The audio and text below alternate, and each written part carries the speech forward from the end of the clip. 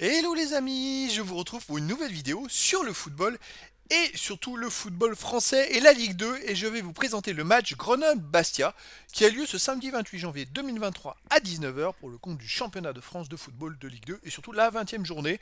Et donc Grenoble le 5e reçoit Bastia le 8e. Donc je vais vous donner tout plein d'informations, on va revenir sur les classements des deux équipes, tous les buteurs des deux équipes, on va voir les 10 derniers résultats. Ça permettra de définir la forme du moment. On va voir aussi les compos possibles, probables, avec les tactiques. Ça aussi, ça permettra d'avoir une indication sur le match, même si ça peut évoluer d'ici le début du match.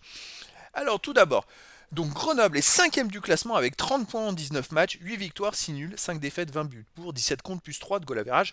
C'est vrai qu'ils ont marqué que 20 buts en 19 matchs, mais ils sont quand même 5e. Voilà, c'est pas non plus grandiose. Bastia est 8e avec 28 points, donc ils sont à 2 points de Grenoble. Si Bastia gagne à Grenoble, ils passent devant au classement. Et Bastia en 19 matchs, ils ont fait 8 victoires, 4 nuls, 7 défaites, 18 buts pour, 21 contre, moins 3 de goal average. Donc c'est pas non plus, d'un point de vue but, c'est pas grandiose quoi. Les meilleurs buteurs des deux équipes. Alors, pour Grenoble, le meilleur buteur, c'est Sanyang. 5 buts en 14 matchs. Il est 15e buteur du championnat. Ensuite, à Phaéton, 4 buts. Tel, 4 buts. Il n'y a pas de penalty. Ils n'ont pas eu de penalty. Bastia, pareil, pas de penalty. Mais là, on voit tout de suite qu'il y a un malaise.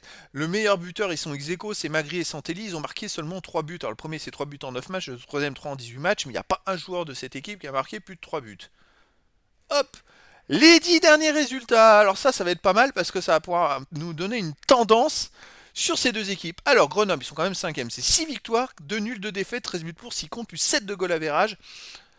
Ils marquent un peu plus de buts que en temps normal et ils en prennent un peu moins, 6 buts en 10 matchs, c'est plutôt pas mal. Ils restent d'ailleurs, ils ont gagné 4-2 à la 19e journée à Guingamp. Ça a gonflé un peu leur stock de buts parce que c'est vrai que sinon il n'y avait pas trop de buts. Ils avaient gagné la journée d'avant, la 18e journée, non, ils ont fait 0-0 à Pau. Donc ils viennent de faire quand même deux résultats intéressants. Mais avant, ils avaient perdu contre Metz à la maison 1-0 et ils avaient perdu à Quevilly 2-0. Ok, à domicile, ils ont battu Villefranche-Beaujolais, mais ça, c'est une équipe qui est plus faible de nationale. Bah, je regarde les derniers résultats à domicile, à part en 32e de finale contre Nîmes où ils ont gagné 1-0. Bon, après, c'est une équipe voilà, qui est 5e, donc qui est quand même capable de faire des grandes choses comme un Guingamp 4-2. Bastia, de son côté, sur les 10 derniers résultats, alors c'est là qu'on va voir la forme, j'ai l'impression que c'est un peu mieux. Bastia, c'est un peu mieux. Hop. C'est 4 victoires, 4 nuls, 2 défaites, 9 buts pour, 5 contre, plus 4 de goal average. C'est pire, ils marquent même pas un but par match. Et en plus, ils en prennent que 5. Ça fait très peu de buts. Mais surtout, ils sont invaincus sur les 7 derniers matchs. Et puis d'ailleurs, ils ont pris que 3 buts dans ces 7 matchs. Ils viennent de faire un partout contre Lorient, mais en Coupe de France. Contre Pau, ils ont gagné 1-0. À Quevilly-Rouen, un partout. À Évreux, en Coupe de France, un partout. Ils ont du mal à gagner. Ils ont gagné deux fois de suite à domicile 1-0 et 3-0. Bon, ok. À l'extérieur, il n'y a pas de résultat probant à l'extérieur parce qu'ils ont perdu à Sochaux, mais c'était en novembre dernier, donc c'est il y a longtemps.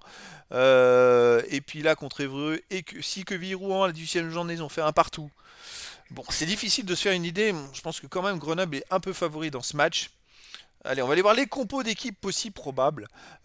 Tout peut changer d'ici le début du match, bien sûr, hein. Alors pour Grenoble, gardien Maubleu, défense Paquier, Monfray, Diarra, Gaspard, milieu de terrain, Bambok, Benet, Touret, attaquant Sanyang, Phaéton, Tel, du 4-3-3. Pour Bastia, gardien Placide, défense Guidi, Dramé, Keboué, milieu de terrain Vandenkerkov, Ducrot, Sallemonge, Tavares, attaquant euh, Chur. Alors, il joue en combien? Ah non, là je vous ai dit n'importe quoi parce que 7, 8, 10, 11, ça fait 12 joueurs. Oh là là, comment ils ont fait? Chour, Santilli, Alfarella en attaque. Ça c'est sûr. Alors est-ce que il faudrait que je me renseigne un peu plus en avant parce que je j'ai pas trop d'informations. Grenoble-Bastia, c'est vrai que ces deux équipes, alors Grenoble ils sont quand même 5e du championnat, donc je pense que je vais essayer de vous dire plus d'informations précises parce que je veux pas non plus vous dire n'importe quoi, mais pour moi, il joue en 3-4-3. Voilà, c'est-à-dire que bon, c'est moi qui ai mal mis les traits, mais en milieu de terrain, on a Vanden Kerkhoff, Ducrot, Salomonge et Tavares. Voilà, c'est vrai que c'est en bout de ligne avec le truc, et en attaque, sur Santilli, Alfarella.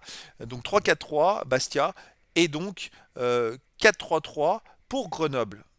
Voilà, ça va nous permettre quand même de voir un petit peu une tendance à ce match. Je pense que quand même Grenoble, et le fait qu'il joue à domicile est légèrement favori. En tout cas, voilà les amis, je vous donne rendez-vous ce samedi 28 janvier 2023 à 19h pour le match de la 20e journée du championnat de France de football de Ligue 2. Grenoble, le 5e, reçoit Bastia, le 8e. Voilà les amis, je vous dis à très bientôt pour une nouvelle vidéo.